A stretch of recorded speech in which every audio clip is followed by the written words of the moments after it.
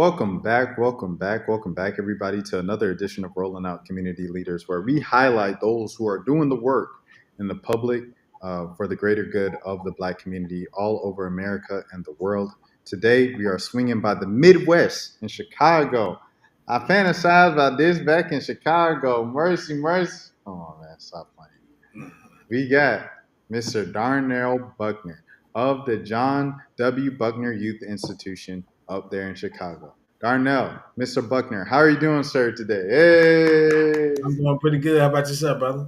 Man, I can't call it. I can't call it. It's great to have you here, stopping by this week for community leaders over here at Rolling Out. And we just wanted to applaud and highlight some of the things that you're doing. We're so grateful that you all's organization came across our feed and our way and everything like that. So for those who might not be as familiar, not from Chicago, what is a little bit about the institution and your organization? Well, the initiative started about 5 years ago in 2019.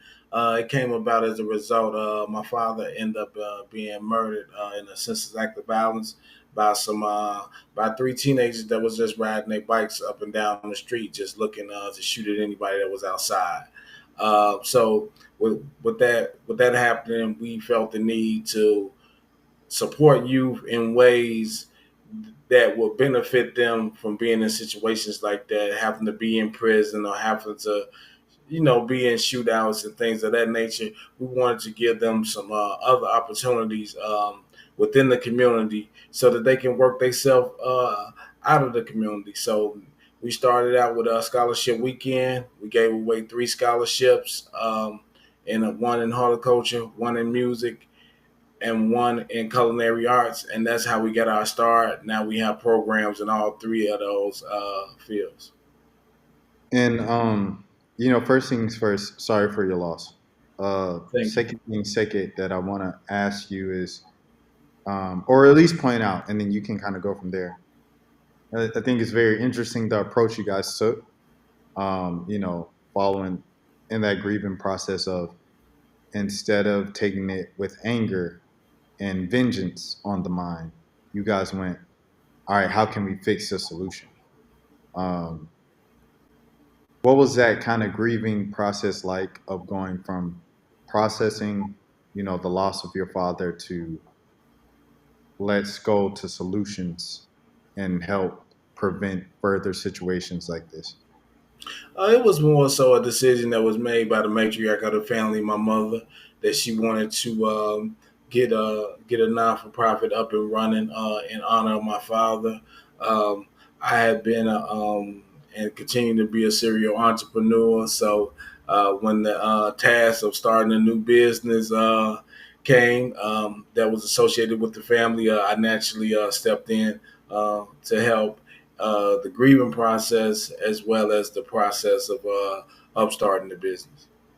And just like I guess Mother's Day just passed. What do you want to say to like your mom for kind of having that even type of mindset? Because that's something that's I don't know. You know what I mean? Like that's very commendable approach to take to it. So what do you want to say about moms?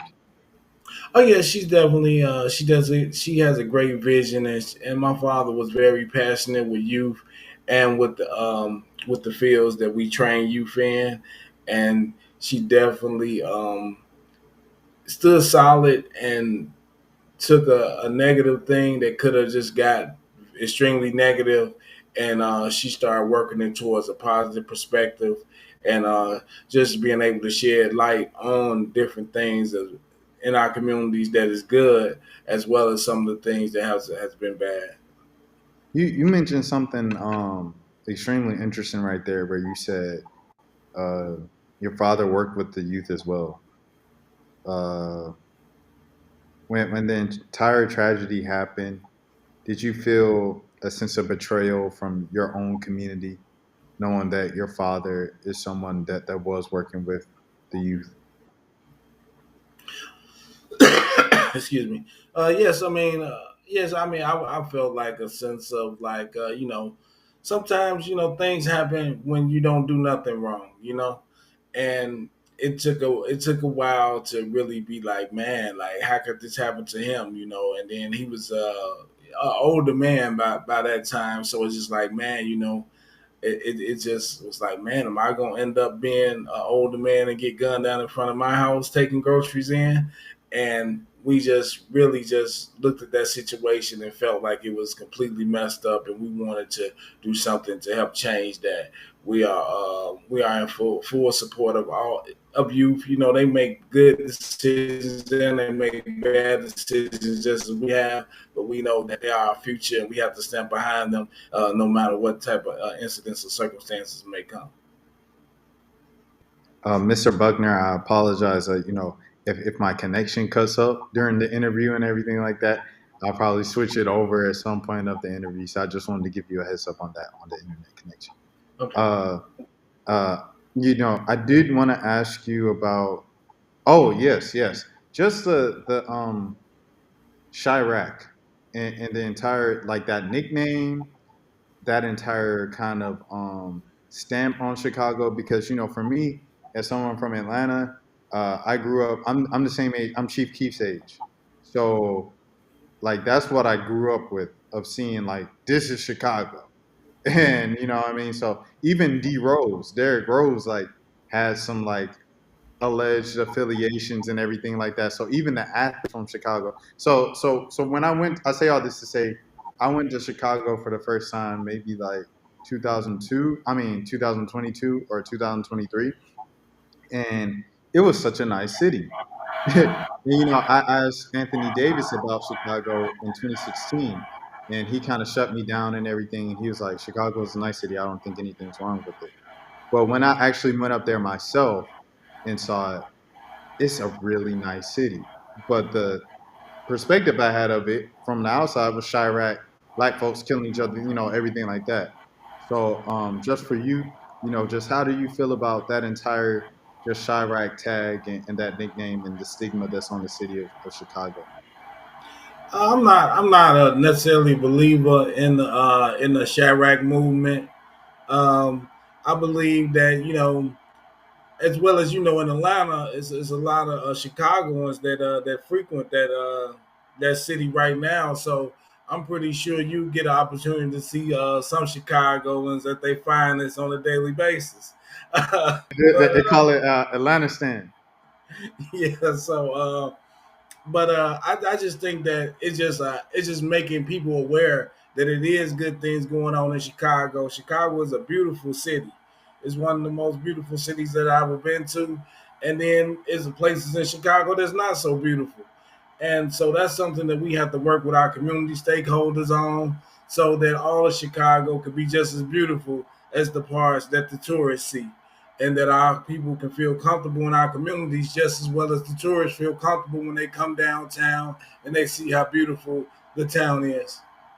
No, 100%, 100%. And I want to ask you now, kind of moving forward to what you guys do specifically on the day to day and the things you do. So you say like some of the things that we work on with the youth to help the youth and everything like that, giving them the skills and the tools. What are some of those things? I believe cooking is one of them, if I'm not mistaken. Just what are some of the skills and the things that you guys teach the kids?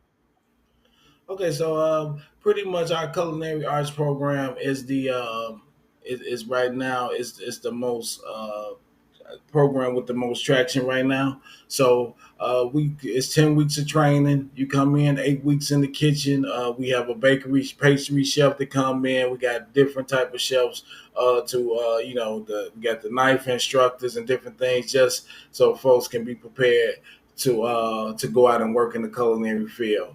The last 2 weeks of the course, they take their certification. That way, that they can work in any hotel, any kitchen facilities, or anything like that. And the 10 week, we do job placement. So that's what we've been doing on the end of the culinary arts. Our music program, you get to learn a choice between three instruments: keyboard, drums, and lead guitar. Lead guitar was the instrument that my dad played. So, and now all of these categories that we do things in are things that he was much so involved in. And then we also have a vocal recording just in case somebody's young around, really don't have money for studio time and things like that. If they're not rapping about drill, drill, drill, kill, kill, kill, they're more than welcome to come in and record a project for 10 weeks. And then, as I said before, I have a background in entertainment and being an entrepreneur. So I myself, I instruct the music business class because we have a lot of young folks that wants to get into the music business and don't really understand the legalities of it and paperwork and end up getting out of the neighborhood but getting screwed over on a larger level. So we have that going on for the music program to try to prevent things like that. And last but not least, we have horticulture weekends. That's basically gardening. That's basically, we have definitely food deserts and different things like that in our city and in our communities nationwide. So we're just trying to teach the youth how to soil and tend to land, and and then they don't get so much like as much job placement as the other two programs, but they get to work with other community gardens, botanical gardens, and things of that nature through partnerships. Man, let's salute that. Let's salute that. Let's salute that for sure. Um, Dang, what's the importance of a hobby? As basic of a question as it is. Man, it's very important to have a constructive hobby. Some hobbies are not so constructive, and some are, but it's very important to because and then too, mental health is a part of the struggle that's going on in our community, and we do mental health events as well. And with this being May Mental Health Awareness Month, I think that it's having a hobby or having something to do, just like horticulture. When we go out there, man, it's so peaceful out there. There's nothing really going on. It's just birds and nature. So even if you did have something going on, your mind is kind of at a peaceful state in that scenario. And I've seen the culinary students and participants feel that same way as well. They like, well, at least I came to the kitchen today. I was able to express myself, and it just makes folks feel much better. And then it gives their family stuff to look forward to, because a lot of the chefs they take the food home to the family and they taste, so they be excited when they go to the kitchen too. So it's just all about just building awareness to let people know that it's something more in life than whatever you're going through. Well, what does the ideal feature of the Chicago youth look like to you, Mr. Darnell Buckner? Um, Thanks to the efforts that you guys have put in. I believe that Chicago youth story is a story of perseverance. So even through the Chief Keef eras or the Shadrack eras or the drills or whatever comes through this town, we know that we have to teach them that it's gonna be difficult. So maybe when you go out there and the sun is raining down on us doing horticulture gardens, yeah, it's gonna get tough. It's gonna get a little hot out here, but just keep a decent frame of mind in any situation. So I think what we do is more of a mindset thing. We just try to tell them, yeah, things gonna be tough, but if you prepare yourself and you got the positive mindset, you'll make all of those tough things are going to be the things that turn you into the leader that you becoming. So we just try to just keep them upbeat and let them understand that don't get too low about anything. We all make mistakes. We probably won't, but we might burn something in the kitchen. We may not hit the perfect note when we singing, but we get a chance to do it again if we have a good positive mindset. And for sure, how can people support? You know what I'm saying, and help you all out. There's multiple ways that they can support. Of course, donations is one form of support. Volunteering is another form of support, and they can go to our website and they'll be able to see. They should be able to see the volunteer link. They should be able to see the donation link, and then is also like volunteers is a critical part of our organization, and the volunteers have really gotten us to where we are now and moving forward. So we have several different events. Like people can come out horticulture weekends. You can participate. You can volunteer. You can volunteer in the kitchen. Even if we have people that just come by just to taste the food or just to stop in and give a good word to the students, and they enjoy that as well. So I would say the main thing is volunteering, making people aware that we exist, even if you just posting it on your website or Facebook, whatever. So helping us reach people that we may not be reaching at this time, and that's what the whole. We thank you guys at Rolling Out and any media outlets that give us the opportunity, because this is truly some of the things that we need to be able to service the population. It's hard to do it, as in media. If people don't know you exist, it's hard for you to do your job. So we just wanted people to know that we're here, and we welcome volunteers and we welcome donations as well. Well, I appreciate the time so much, Darnell, and it was a pleasure to have you stop by and, like you say, highlight that other side of Chicago, whatever that mainstream media might not always show from Black people from Chicago. Forget Chicago, the city and everything. Hot dogs, the Cubs on the north side, Yeah. White Sox on the south side. Like Black people in Chicago, doing positive things and working hard to make things better in the future and how people can help. So we thank you for all the work that you're doing. We thank you for even kind of opening up the doors and being like, hey, rolling out readers, rolling out viewers, you can help us too, and this is how you can do so we thank you for just sharing all of that with us here today. Where can the people follow you guys on social media?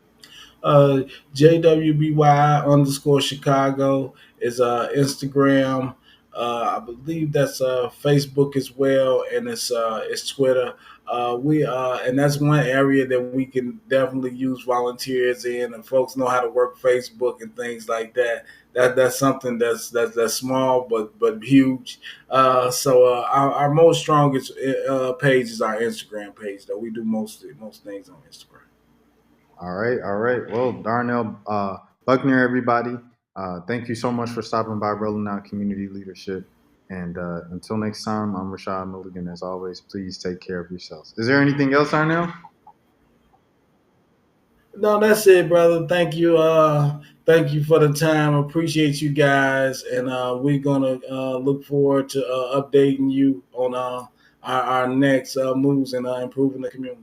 Yes, sir. It is an open door here at Rolling Out Community Leadership. And until next time, please take care of yourselves.